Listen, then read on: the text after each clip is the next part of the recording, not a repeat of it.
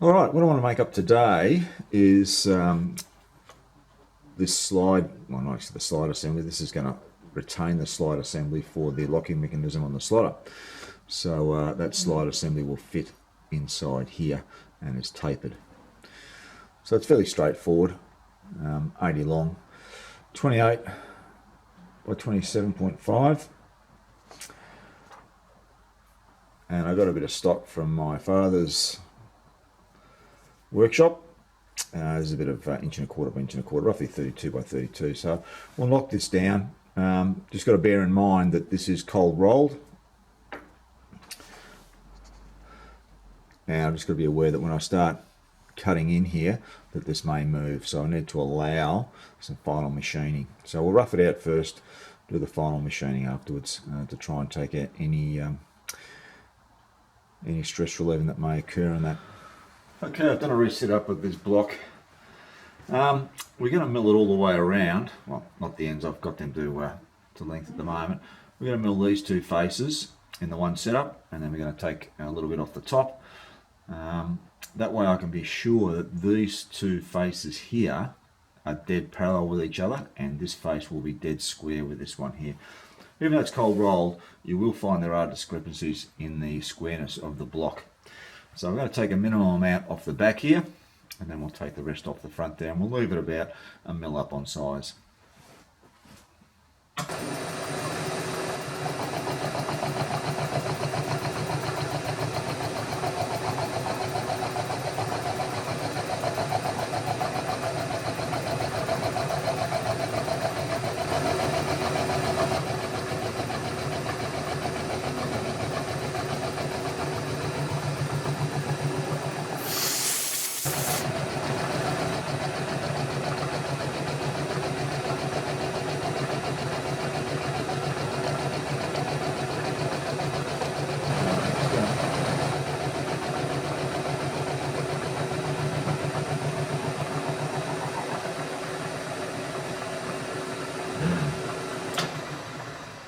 Alright, so I'm just going to deck across the top here, minimum cleanup on this, and then we can start putting some shape into this, and then we'll come back and do the final machining again.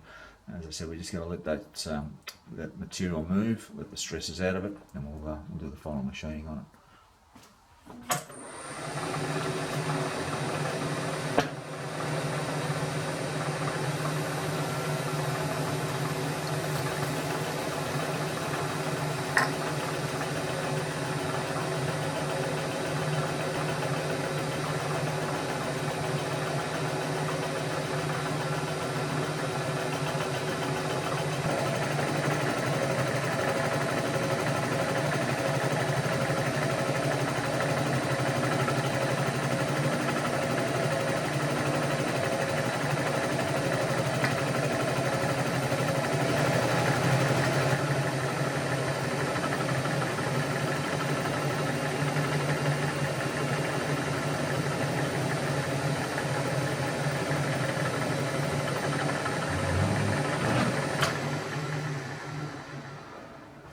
Alright, so we've got that block machined up on 1, 2, 3, 4, 5 sides. We'll flip it upside down, we're going to machine this back to height, and then I'm going to cut the groove into here. And then we'll machine it back to final dimensions.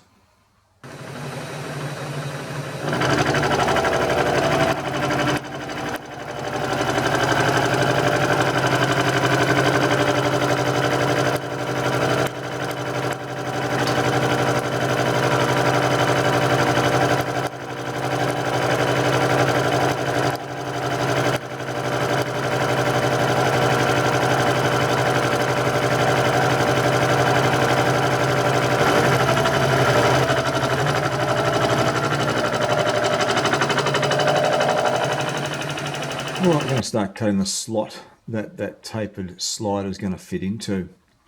So it's going to be fairly laborious, but we're going to cut this out, rough it out, flip it around. I'm going to machine off all sides again to get any of the stresses that might have created any movement in the part. And we'll get them ironed out, and we'll come back and then do the final machining on the slot. So I might bring you back when we've sort of got all of those processes done, because it's going to be rather boring otherwise, just sitting here looking at an end mill rocking around. All right, We'll see when we've got the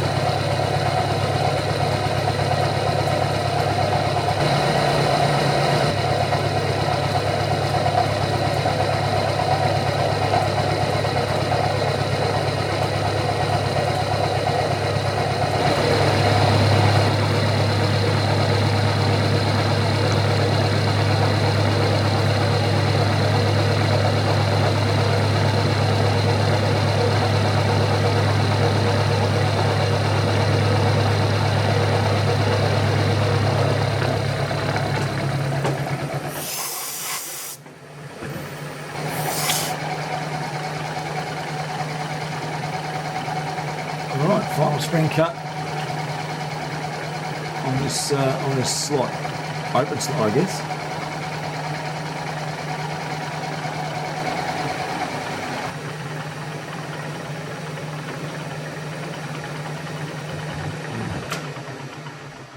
Well, I don't know if you can pick this up in the camera at all, but you can actually see the bow in that. So, yep, this material does move, or all material will move when you start changing its shape. So it's always worthwhile just leaving a little bit of meat on there to allow you to clean it up and get it all squared up again. Take out those stresses. All right, end result. Very, very happy with that. So all I've got to do now is just pop the socket header cap screw holes into there and pre-drill 2 dowel points. Whether we use those dowels or not, I'm not sure, but we'll have them in there ready to go. All right, we'll get set up for this operation for the socket header cap screws. All right, that's all finished off. I'll go and fit that up now and just see how it looks on the table. I did use a fly cutter across the top and all the other surfaces, and geez, it brings it up nice. Pre-drilled for some 1/4 inch dowel holes, so they're about 10 thou undersize, so I can drill through and then put a hand reamer through if I need to. But we'll see how we go with the socket header cap screws. They're quite a good fit in there actually, so I might get away without having to use them. Anyway, we'll see how it all looks anyway. Alright guys, going to make up that slide plate now. So this is going to be made up out of cast iron. I've got a lump of cast iron that I got from Dad's place when we were cleaning it out. And he had lots of scrap bits of cast iron around, so all these little projects. So we're going to use that, we're going to clean that up and get that into some sort of shape ready to start with.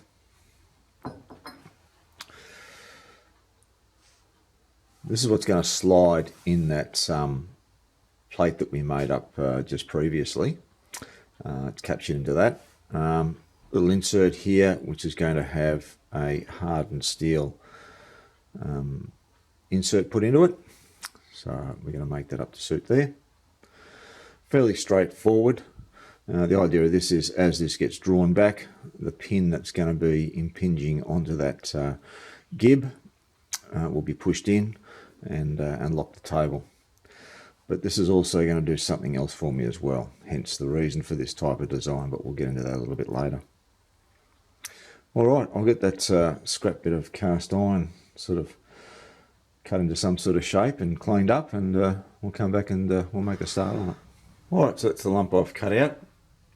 Just use the bandsaw down one side, and we've got that roughly the size with about 2 or 3 mil to clean up on it. So we're going to mount that up into the vise like so, and we're going to mill around and deck it across the top, and we'll get that to size, flip it over, and then machine it back to the final thickness. I'm using a smashed up old end mill here, a carbide end mill. It's no good on the bottom, but we're going to see how it goes around the edges using the flutes. Alright, I'll take a look around this. When I was filing this to get some of the rust off, it seemed fairly hard on the outside surface, like it might have chilled a bit, but let's see how we go with the machine. I'm going to take 1/2 mil off all round to start with, and then we'll start bringing that back to size.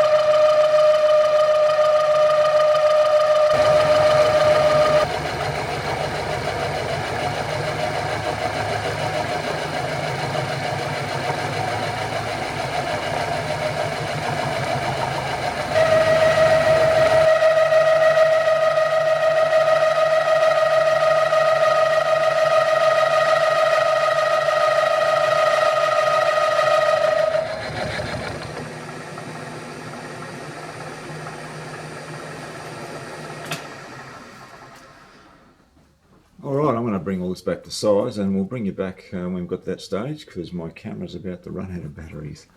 Alright, we'll see you soon. Righto, I've got this decked on 5 sides. I've got this to size and this to size.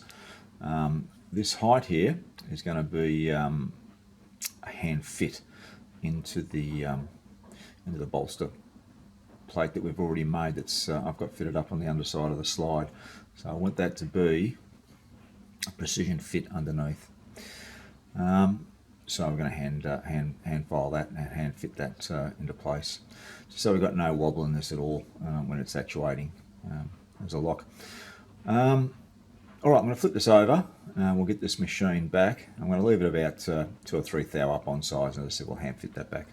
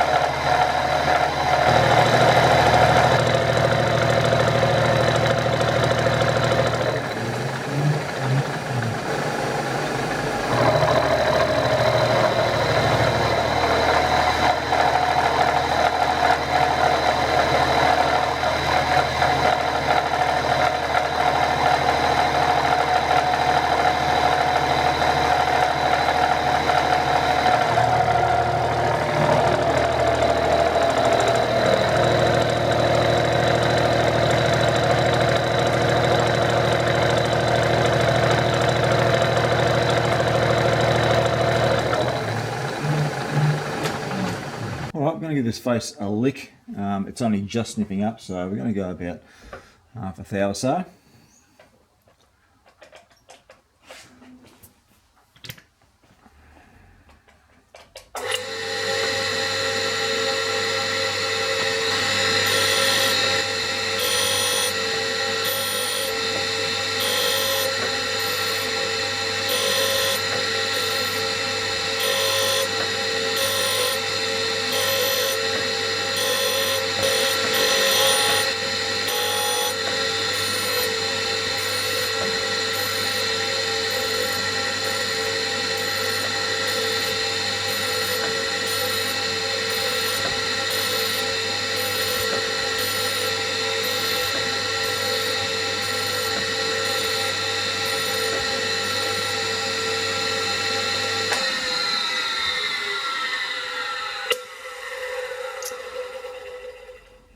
Alright, a quick way to be able to tell whether you've got cast iron or not.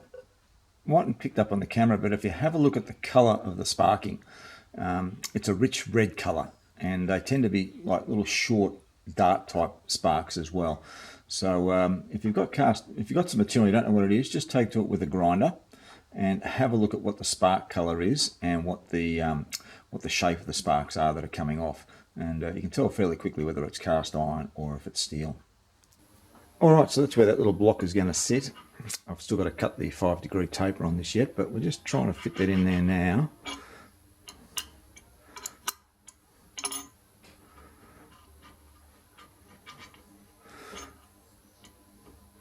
a bit of tension on that.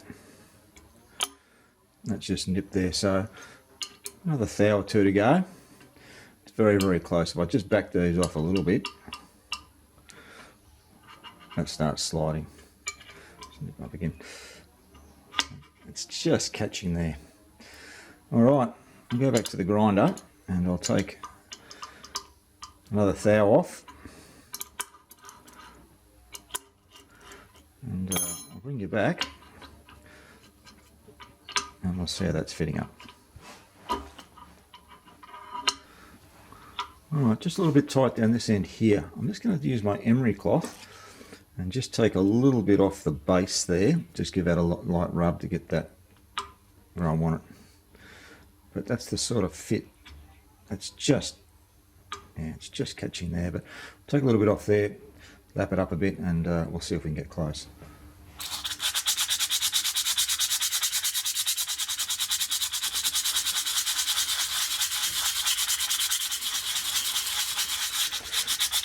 Alright, just setting up to machine that 5-degree taper. So I've got a 5-degree gauge block in there. It's setting that angle for me, and I've also scribed it. Make sure I got the orientation the correct way for what I want. I was really happy with how this came up after grinding. It's just a slight drag fit in that guide bolster, so really happy with that. Alright, just got to come down to the tip there basically. Is where we want to end up. Alright, let's get it set up and we'll get it going.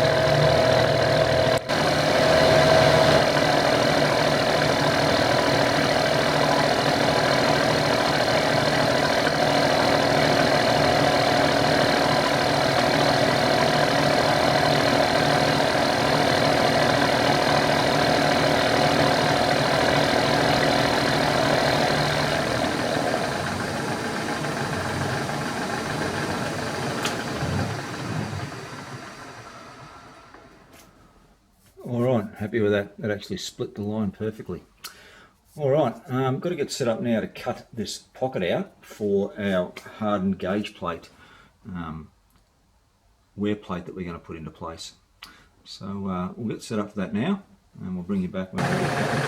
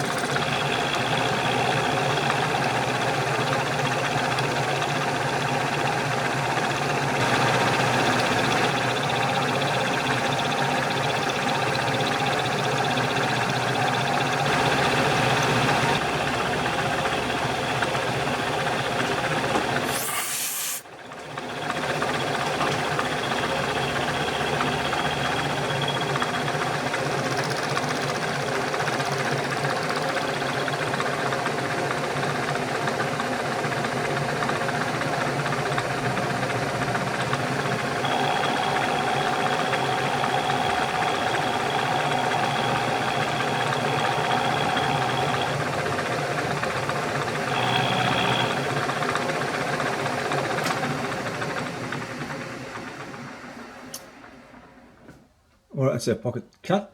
Just got to drill and tap 2 M3s into that to hold that plate down, so I'll do that off camera. It's a fairly simple job. I'll come back and show you the finished result. Alright, M3, I've got a tap guide on this, so hopefully that will guide us. We don't snap. Now tap. 2.5 was the tapping size on this.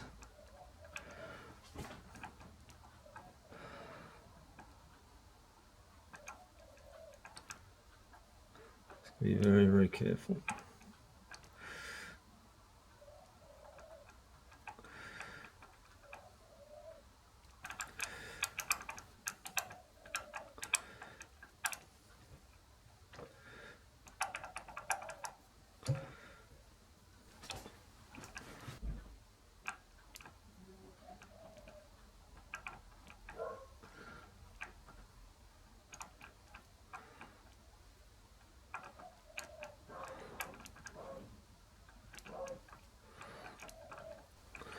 That's it there.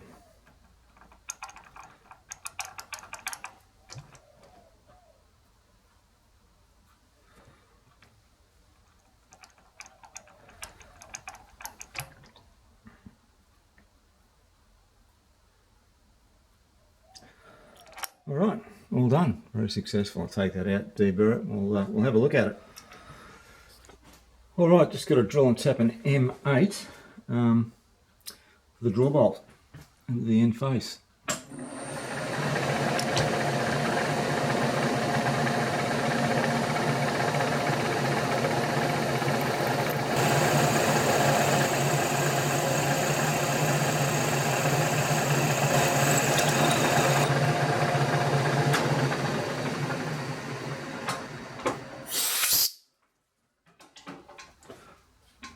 Right, we just ran into that 3mm hole, which is what I was expecting to run into, but that's fine. Alright, this is the last operation for this part.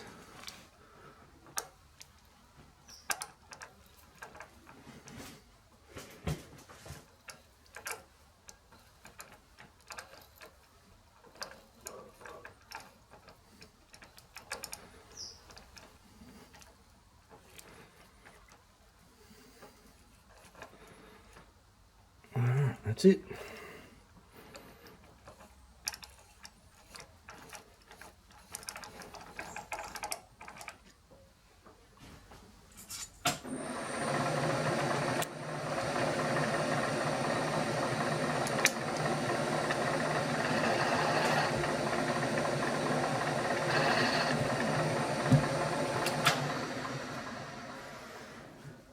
Alright, all finished. Let's go and set it into place and see how it all looks, eh? Alright, that's it sitting into place there. And there's just the tiniest amount of drag on that. I'm really, really happy with that fitment there.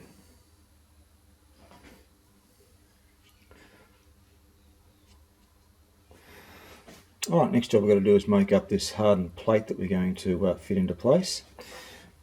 And then we've got to make up the nut that fits into here that's going to pull that drawbar back. That slide coming down, pushing the pin under the gib.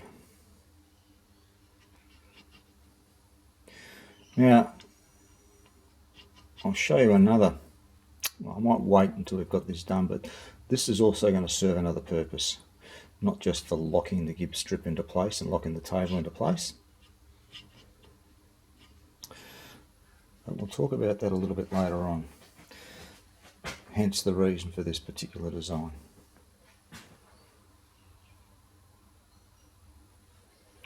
Alright, we'll bring you back when we started to do this gauge plate, get that hardened, tempered and ground.